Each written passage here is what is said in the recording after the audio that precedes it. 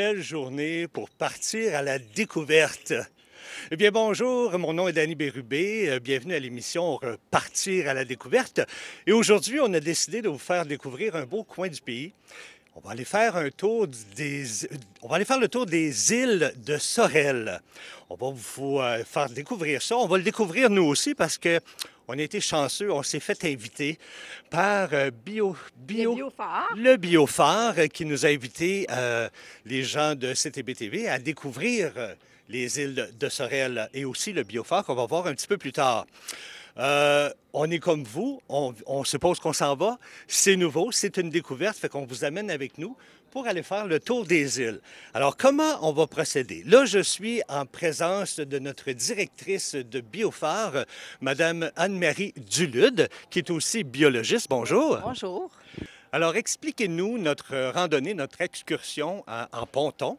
Combien de temps ça va durer? En fait, c'est pas un ponton, je m'excuse de te Ah non, c'est parfait. Non. C'est OK. parfait. OK, c'est un pneumatique, un peu comme les bateaux quand on fait des excursions dans l'estuaire pour voir les baleines. C'est le même type d'embarcation. Ça nous permet d'aller dans les tout petits chenaux dans l'archipel du lac Saint-Pierre, donc qui sont très peu profonds. On va aller découvrir une faune puis une flore abondante dans l'archipel du lac Saint-Pierre, mais on va aussi voir des chalets sur pilotis, comment les gens vivaient sur les îles. Et on va découvrir le pays du survenant aussi, là, dans le Chenal du Moine. Mais comme vous m'avez dit, c'est pas un ponton, c'est un zodiaque. C'est bien C'est un ça? zodiaque. C'est moi qui suis trompé, hein? C'est Ça pas arrive. grave. C'est pas grave. Fait que donc, ça va durer quoi? À peu près 2 heures? 3 heures. 3 heures, notre C'est excursion? grand, le territoire. Hein? Donc, on en fait une toute petite partie seulement, mais juste se rendre à l'île de Grâce, après ça, dans le Chenal du Moine. Puis quand on est dans les petits chenaux, il faut aller plus lentement pour éviter de faire l'érosion des berges. Donc, puis pour un peu être plus en contact avec la nature. Donc, ça dure 3 heures, l'excursion en tout. Merveilleux. Fait qu'on fait 3 heures en excursion. Après ça, on s'en vient ici parce que au Biophare, merci, il y a beaucoup de choses à voir à l'intérieur. Fait qu'on va faire le tour ensemble et vous allez On nous va aller voir expliquer les tout ça. expositions, c'est ça. Merveilleux. Alors, on y va parce que le bateau est prêt, il attend après nous, puis on se retrouve sur l'eau. Bien, bienvenue à bord de Randonnée Nature. C'est un plaisir puis c'est un réel privilège de recevoir les gens de CTB-TV de Saint-Gabriel. On sait que c'est ça, vous êtes les gens du Nord. Puis avec Anne-Marie Dulude, notre directrice générale du Biophare, bien, on vous amène faire une belle excursion aujourd'hui dans l'archipel du lac Saint-Pierre. J'ai quelques petites histoires que vous pourrez évaluer et dire à un moment donné, valider comme étant des histoires de capitaine. Il faut toujours qu'on ait une couple d'histoires de capitaine parce que sinon on ne mériterait pas le titre. Et tout de suite, en arrivant sur le Saint-Laurent comme ça, bien, je voudrais faire un test. Même Michael, tu peux participer aussi à la caméra. Si vous avez la réponse, pourquoi on appelle ça le fleuve Saint-Laurent? Je vous demanderais de ne pas tout crier en même temps. Très, très bonne question. Pourquoi on appelle ça le fleuve Saint-Laurent? OK. Est-ce qu'il y en a qui pourraient tenter une réponse? Je suis sûr que ça vous brûle les lèvres de dire Jean-Pierre. Oui, dis-nous-le. À cause de M. Saint-Laurent. Et c'est pas pire, c'est une bonne hypothèse. C'est que Jacques Cartier est arrivé ici en 1535, son deuxième voyage, quand on sait que la première fois, il était arrivé en 1534, mais la deuxième fois qu'il est revenu, l'année d'après 1535, il est arrivé, il a monté jusqu'à un endroit que je pense que vous avez peut-être vu avec Anne-Marie tantôt dans le Biophare, on va le revoir tantôt, et il est arrivé dans le golfe le 10 août. Le 10 août, en l'occurrence, c'est la fête de Saint-Laurent. Donc là, ça nous donne la raison pourquoi Jacques Cartier avait appelé ça le Saint-Laurent, mais ça a pris plusieurs années avant que ça devienne comme l'appellation officielle, parce que les Autochtones qui circulaient sur le fleuve avant l'appelaient Mactoctoek, qui voulait dire le chemin qui marche. Et après ça, ça s'est appelé la Grande Rivière du Canada. On l'a appelé de plusieurs façons, mais c'est Champlain, dans ses écrits, quand il est revenu autour de 1600, qui, à un moment donné, c'est devenu dans sa cartographie officielle, qui l'a appelé le fleuve Saint-Laurent. Mais qui était Saint-Laurent? Encore une fois, je vais vous laisser la chance de répondre. On parle pas fort, hein? Ça parle pas fort? Ça parle fort. Donc, Saint-Laurent a vécu et est venu au monde en 220 après Jésus-Christ. Et à cette époque-là, c'était l'empereur Valérien qui était là. C'était à peu près à la limite de l'Espagne et de la France. Et il y avait un pape qui s'appelait Sixte II. Et l'empereur Valérien avait des différends avec les gens de la chrétienté, avec les catholiques. Et à un moment donné, il avait besoin d'argent pour faire la conquête de territoire. Donc, il a dit au pape Sixte II, à Lorenzo, à son Saint-Laurent, alors tu vas me donner les biens de l'Église catholique. Et le plus fidèle disciple du pape Sixte II, c'était Saint-Laurent, c'est-à-dire Lorenzo. Il a dit non, non, non, non, moi je donne pas ça à l'empereur, j'ai décidé de tout dilapider et de donner ça aux pauvres. Alors, l'empereur a décidé de passer le pape Sixte II sur le grill, c'est-à-dire de le passer au bûcher. Et Lorenzo, ou Saint-Laurent, était très triste de ça. Il dit, moi, je vais me faire griller moi aussi. Y aller avec le pape. Donc, l'empereur, très généreux, il dit, il n'y a pas de problème, on va te passer sur le grill, on va te faire de la place toi aussi. Et on nous a dit, et ça, vous pourrez le dire, c'est le capitaine Marchand qui m'avait conté ça, j'ai été voir, et c'est vrai, que quand ils ont passé Saint-Laurent, Lorenzo sur le grill, au bout de 15 minutes, il a dit, je sens que je suis assez grillé sur ce bord-là, j'aimerais ça que tu me revires de bord pour être grillé sur les deux bords. Et ça, j'ai été voir parce que je disais, d'après moi, c'était une histoire à Yves, ça, mais j'ai été vérifié et effectivement, donc Saint-Laurent, en plus de donner son nom au fleuve, est devenu le patron des rôtisseurs. Mais est-ce qu'on peut dire qu'il y avait un coin de dur? Et pédage, effectivement. Donc, c'est l'histoire de Saint-Laurent et je suis presque gêné de compter ça à CTB TV, mais allez valider puis allez voir si cette histoire-là, c'est pas juste une histoire de capitaine.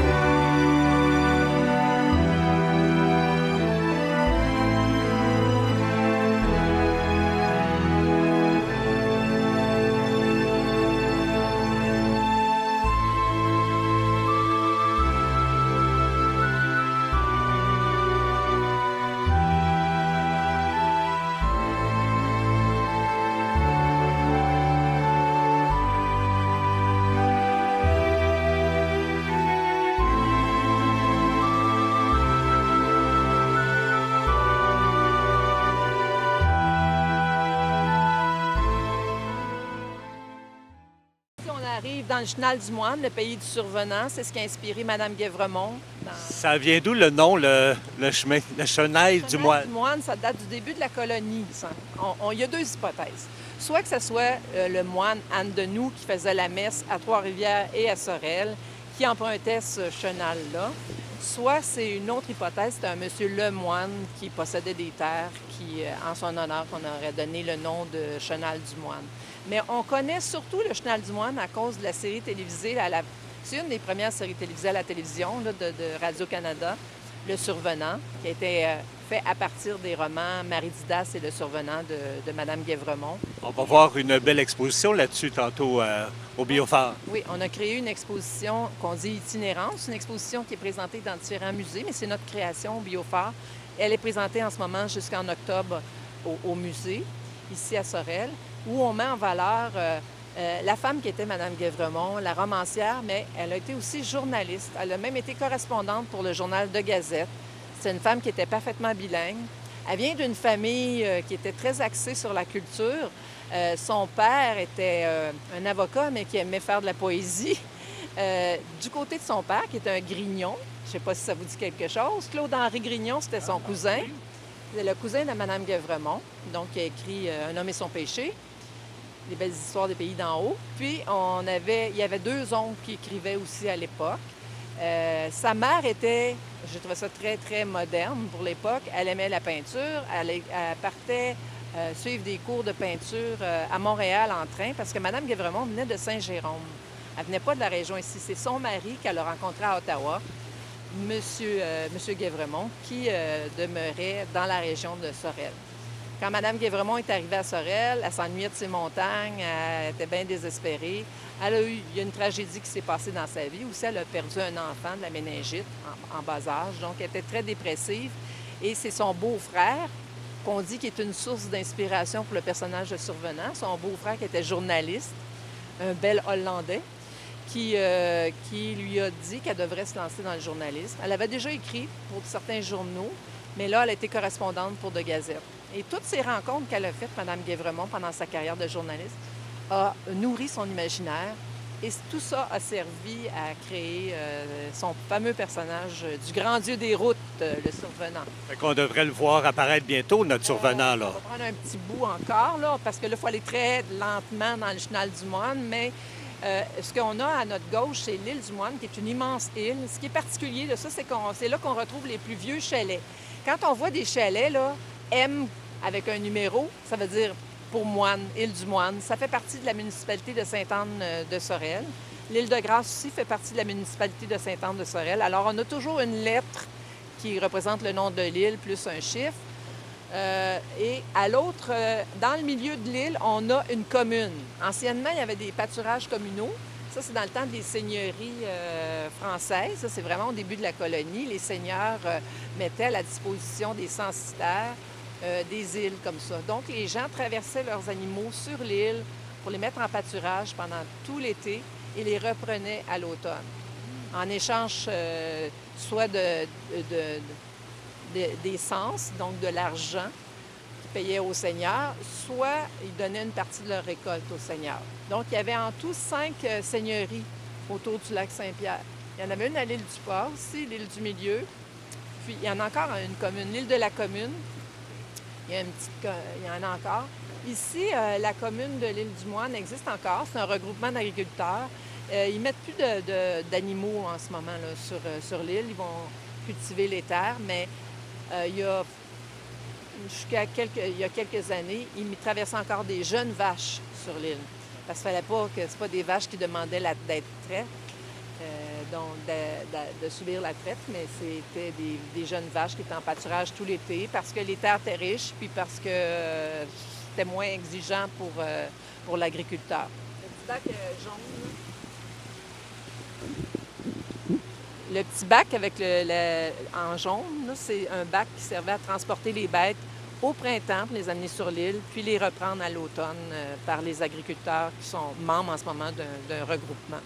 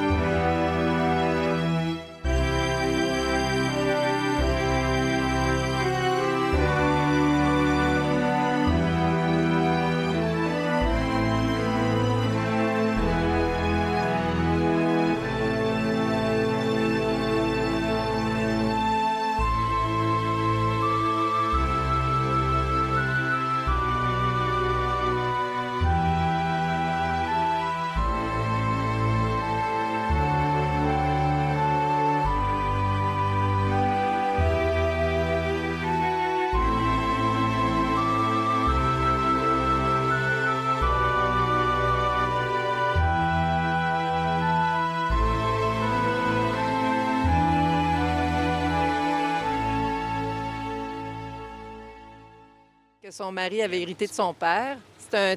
L'îlette au P, c'était là où ils faisaient paître leurs chevaux. Et Mme Guévremont, elle avait tellement un coup de cœur elle aimait ça voir son île du Moine juste en face, puis ça l'inspirait. En fait, elle n'a pas écrit Le Survenant ici, mais elle a écrit la version télévisée de son roman Le Survenant et Marididas, dans son chalet ici à l'Îlet-Taupé. Son petit-fils, que j'ai eu la chance de connaître, m'a dit qu'il venait souvent ici. Elle aimait beaucoup pêcher, Madame Guévremont. Son mari, c'est un chasseur de canards, mais elle aimait beaucoup pêcher. Puis il racontait qu'il entendait sa grand-mère pleurer. Un matin, il s'était réveillé dans le chalet, puis il entendait sa grand-mère pleurer. Puis il se demandait qu'est-ce qu'elle avait. Puis il est allé voir sa grand-mère. Il a dit « Qu'est-ce que t'as, grand-maman? » Puis elle a dit « Ah, je viens de faire mourir le père Didas. » Fait qu'elle était en train d'écrire le dialogue dans la série télévisée où le père Didas mourait. C'était son personnage préféré, le père Didas. Donc, c'est une anecdote que son petit-fils m'a racontée. Lui, il l'a connu jusqu'au début de la vingtaine. Donc, il a passé tous ses étés ici. Et Mme Guévremont aimait beaucoup être tranquille ici. Pour aller sur cette petite île-là, qui est à côté de l'île aux fantômes, il y avait une passerelle. Donc, il fallait passer par une passerelle. Et il y a des gens, c'était tellement populaire, la série télévisée, qu'il y a des gens qui venaient la voir. Puis ils disaient, c'est moi la source d'inspiration. Il y a une boiteuse, à un moment donné, qui était venue la voir pour dire que c'était elle qui l'avait inspirée pour le personnage d'Angelina Desmarais. Tout le monde voulait être au goût du Survenant. Même le curé disait qu'il avait été une source d'inspiration pour le personnage du Survenant. Fait que c'était une émission très, très populaire à la fin des années 50, jusqu'à 60, je crois qu'elle a passé à la télévision. Donc, c'est l'univers de Mme Guévremont. Toute son œuvre à Mme Guévremont, romanesque, a été inspirée de cet environnement-là, de la vie dans les îles, la chasse au canard, la pêche, tout cet environnement-là particulier des îles dans la région de Sainte-Anne-de-Sorel.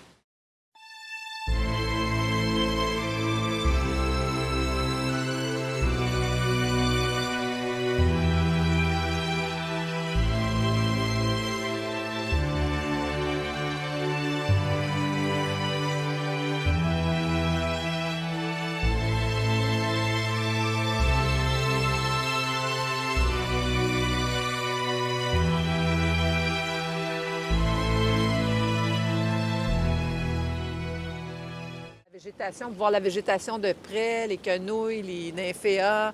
Il y a les fameuses sagittaires là, qui ont la feuille en forme de flèche qu'on appelait la patate de marais, que les Autochtones, en fait, ils mangeaient le bulbe qui était dans les sédiments. Mais c'est une plante qui est caractéristique. Et aussi, c'est une plante, ces plantes-là filtrent l'eau. Donc, ça, c'est comme une usine de filtration d'eau à l'état naturel, ces plantes-là.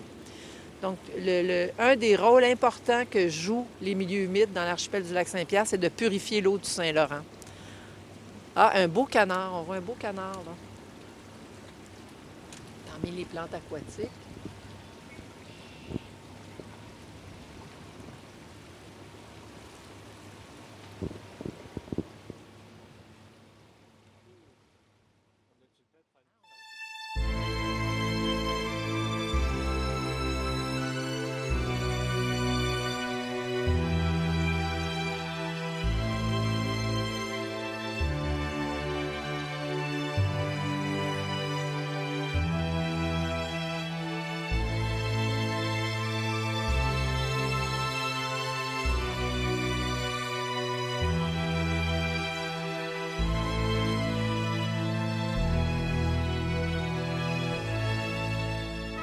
Pas loin. Jean-Pierre, ça fait combien de temps que tu es capitaine de bateau?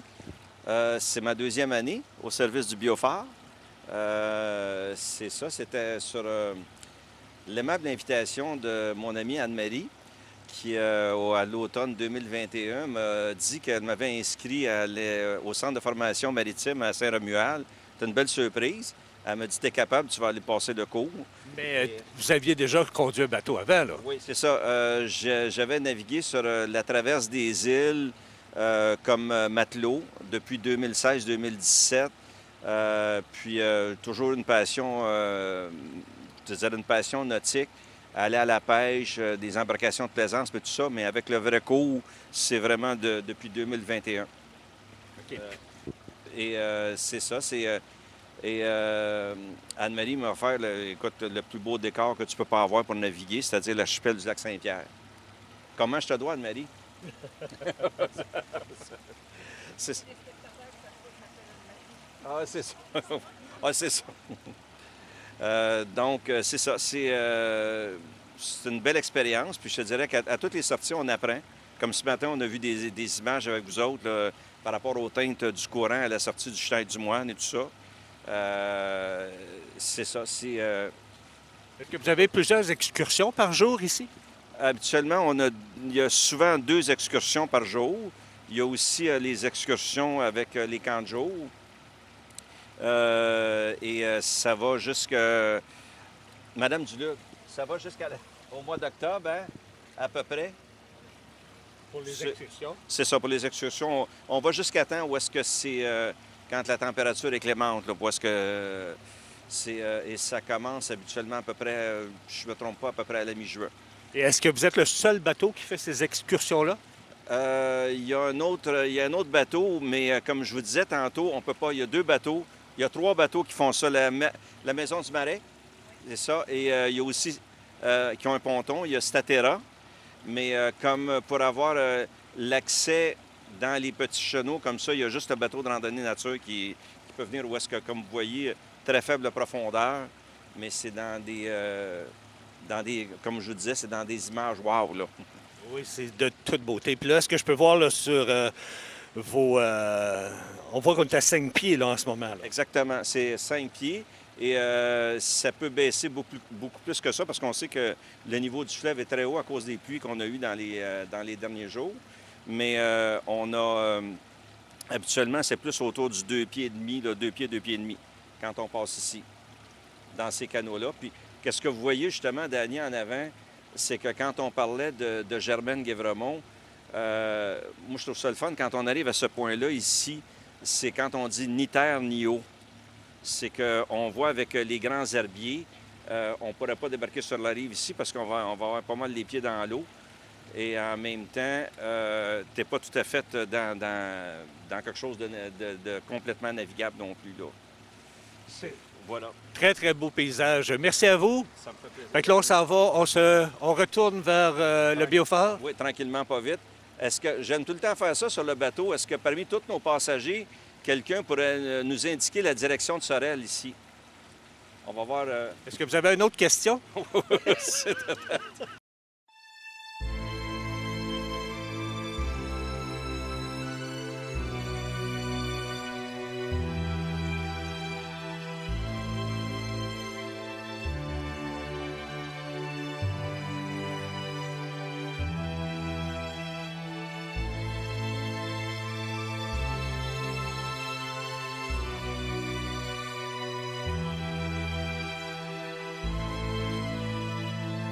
Vous la reconnaissez sûrement. J'étais avec Louise. Louise qui répond souvent au téléphone au bingo le samedi matin. Louise, comment t'aimes ton excursion? C'est vraiment merveilleux. C'est beau. On voit la nature. C'est immense. C'est de toute beauté. C'est beau, hein? On découvre plein de choses. C'est vraiment un milieu naturel. On croirait pas ça si proche de Montréal. Oh que non. C'est vraiment bien. Là. Je regarde, on voit des oiseaux, on voit des sortes de lirons, on a des belles îles, puis c'est vraiment bien.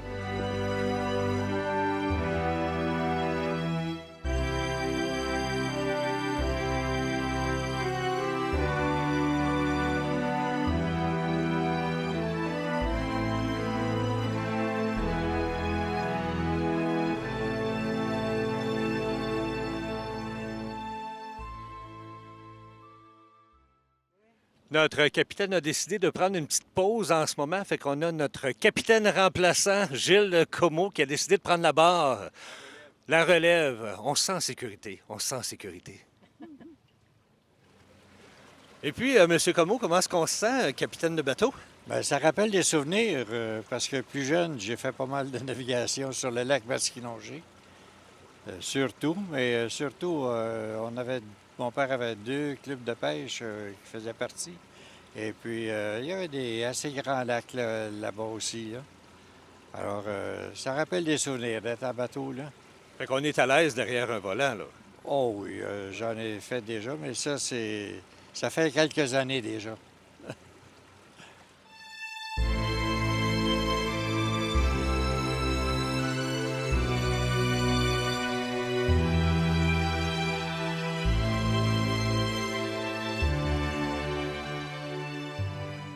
Notre excursion est déjà terminée. Ben oui, on arrive au port, hein? On arrive au quai déjà. Eh bien, c'est ici que termine notre première partie d'émission.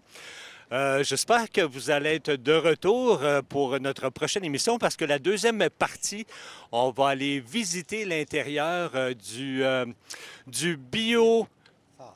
biophare, exactement. Je ne sais pas pourquoi, j'ai toujours biodôme dans la bouche. C'est le biophare avec Mme Anne-Marie Delisle. Eh bien, on tient à remercier beaucoup notre capitaine de bateau.